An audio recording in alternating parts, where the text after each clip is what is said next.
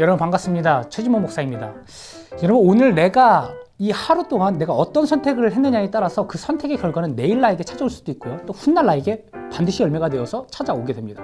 그렇기 때문에 우리는 인생을 살아가면서 선택을 굉장히 잘해야 됩니다. 제가 이번 주에 픽한 말씀은 시편 54편 1절부터 7절까지의 말씀인데 이 큐티책 앞부분을 보면 환난 때에 하나님을 신뢰함이라고 적혀 있어요. 근데 그 밑을 보면요. 다윗의 맞쓰길이라고 기록되어 있습니다. 이 맞쓰길이라는 단어의 뜻은 깨닫다, 생각하다, 교훈 이런 뜻을 갖고 있습니다. 그러니까 다시 말씀드리면 다윗이 이 시편 54편을 지으면서 무엇인가 크게 깨달았다라는 것이죠.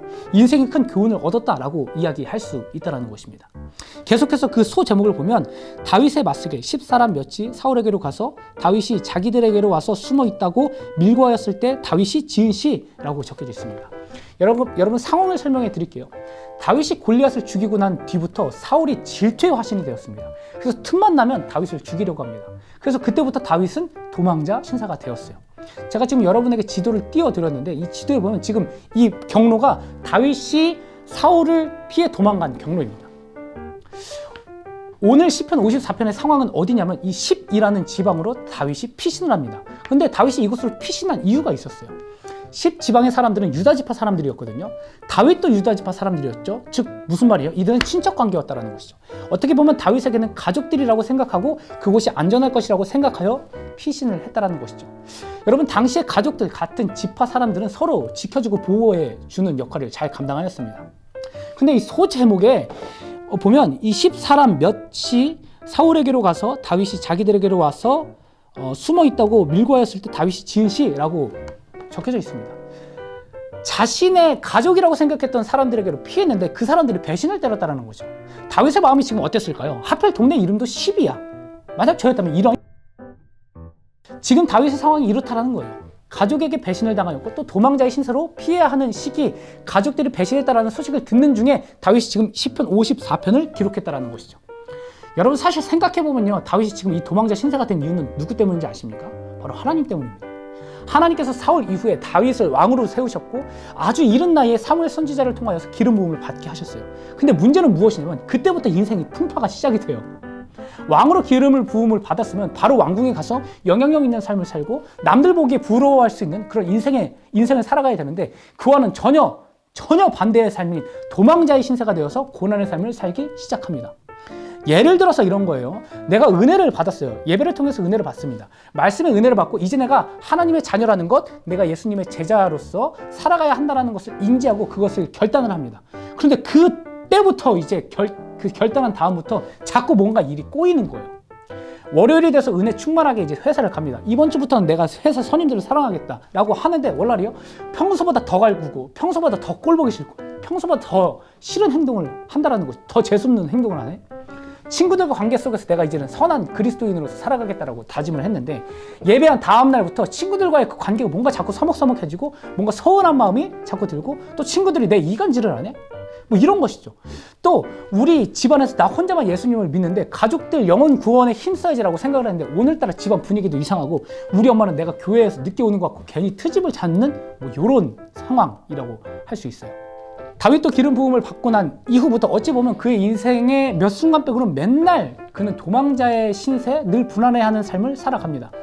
은혜 받고 결단했으면 내 상황도 변하고 주변 사람들도 좀 변하고 그리고 내 인생의 앞길도 좀 열렸으면 좋겠는데 그렇지 않다라는 것을 보여주는 것이죠. 그러면 이렇게 생각을 할 수가 있습니다. 아니 그러면 예수님 믿고 은혜 받고 그 다음 날부터 삶이 힘들다면 차라리 안 믿고 은혜 안 받고 안 힘든 게 낫지 않나? 라고 생각을 할 수가 있어요. 여러분 그런데 다윗이 그 생각을 안 해봤을까요?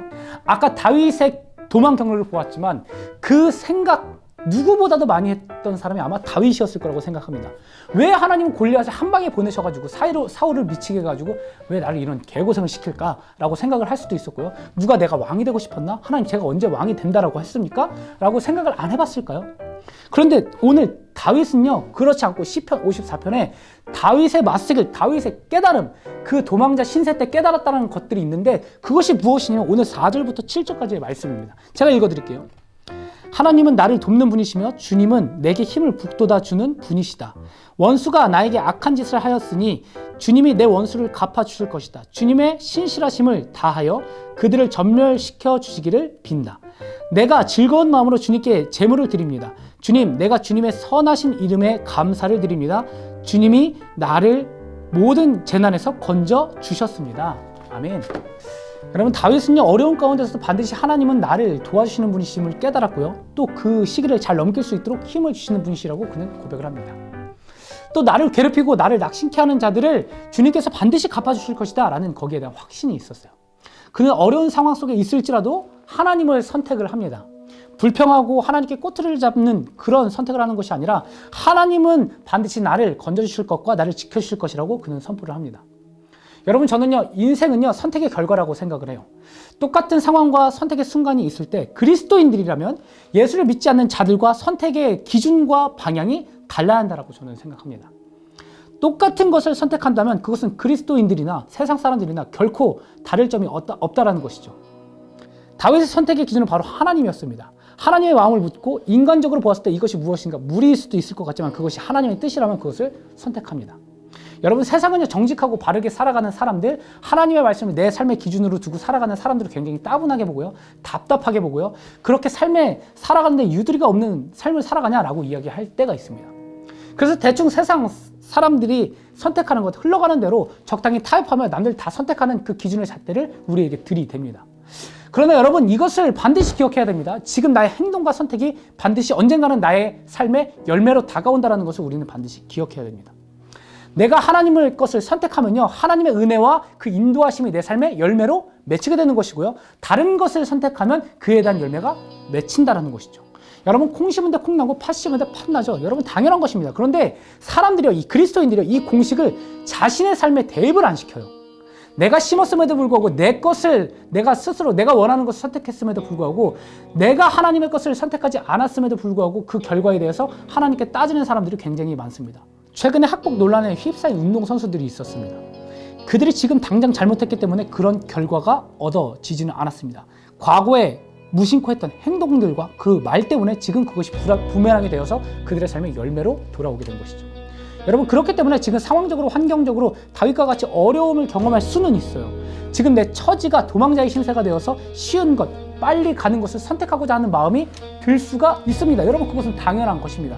그러나 다윗의 모습을 보면서 우리가 반드시 기억을 해야 된다는 것이죠. 어려움 중에서도 우리가 선택해야 될 것은 무엇이냐면 그냥 세상에 흘러가는 대로 그것을 선택하는 것이 아니라 하나님을 선택하자라는 거예요. 그 가운데에서도 하나님의 마음을 갖고 하나님의 것을 선택하자라는 거예요. 쉽게 가려고 하지 말고 하나님의 것을 선택할 수 있는 용기를 내가 가져야 한다는 것이죠. 그리고 그렇게 선택하기 위해서는 어떻게 해야 하는가? 과거에 나를 지키셨던 하나님의 은혜를 기억해야 됩니다. 다윗이 했던 것이 바로 그거였어요. 다윗은 이미 이러한 경험들이 너무나도 많았습니다. 어려움 중에서 하나님을 선택했을 때 하나님께서 건져주시고 지켜주시고 이끌어주셨던 그 경험들이 너무나 많았어요. 이미 어린 시절 목자일 때부터 곰과 사자로부터 그를 건지셨던 경험이 있었고요. 사울로부터 피신할 때마다 하나님의 것을 선택하고 하나님의 마음을 갖고 도망치고 하나님께 묻고 살아가니까 그 안에 하나님께서 지켜주신 은혜를 이미 너무나 많이 맛보았다는 것이죠.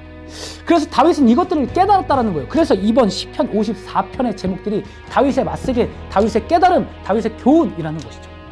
어려움 중에서도 다른 것을 선택하는 것이 아니라 하나님의 것을 선택하고 하나님의 성품, 하나님의 마음, 하나님의 방법들을 선택했더니 이런 결과가 나에게 주어지는구나. 이것들을 몸소 이미 체험했다는 것이죠. 여러분, 여러분을 살아가면서 무엇을 선택하고 있습니까? 오늘 하루 살아가면서 무엇을 선택했습니까? 그것이 그 선택의 기준이 세상의 기준이었고 또 내 마음이었고 또 삶의 그 세상에 흘러가는 그 방향에 따라서 선택을 했습니까? 아니면 그 가운데서도 하나님의 마음을 찾고 하나님의 마음을 깨달아서 그것을 말씀 가운데 내가 선택을 했습니까? 여러분, 그렇기 때문에 우리는 어려움 중에서도 하나님의 것을 선택할 수 있는 지혜로운 삶을 살아가야 한다는 것입니다. 오늘 하루 여러분은 어떠한 선택을 하십니까? 여러분 한번 오늘 생각해 보세요. 내가 오늘 하루 동안 어떠한 말을 했고 어떠한 언행을 했고 또 무엇을 선택하였는지 한번 생각해 보십시오. 그 생각을 할 때 내가 이것을 과연 하나님의 마음과 하나님의 뜻을 따라서 하나님의 말씀을 기준으로 삼아서 어렵지만 힘들지만 이것을 선택했는가? 그렇지 않은가? 만약에 여러분이 하나님의 것을 선택을 했다면 그것이 언젠가 반드시 여러분에게 좋은 열매가 되어서 여러분의 삶에 좋은 영향을 끼칠 수 있다는 것이죠. 여러분, 그렇기 때문에 오늘 우리가 이 큐티 말씀을 통해서 깨달아야 할 것은 무엇이냐면, 고난 가운데서도 하나님은 나를 지켜주신다. 어떻게 지켜주시냐? 내가 하나님의 것을 선택했을 때 하나님께서는 나의 삶을 책임져 줄 수 있다라는 것이죠. 여러분, 오늘 살아가면서 어떠한 선택, 어떠한 수많은 선택을 하셨습니까? 어떻게 오늘 말을 하셨고, 어떤 생각을 하셨고, 무엇을 선택하셨습니까? 여러분, 그 선택의 결과가 바라기는 여러분이 하나님의 그 성품을 닮아서 하나님의 것을 선택할 수 있는 용기를 갖기를 주님의 이름으로 축복합니다. 네, 여러분 감사합니다. 그렇다면 한 주간 동안 또 승리하시고, 저는 또 다음 영상에서 찾아뵙도록 하겠습니다. 뿅!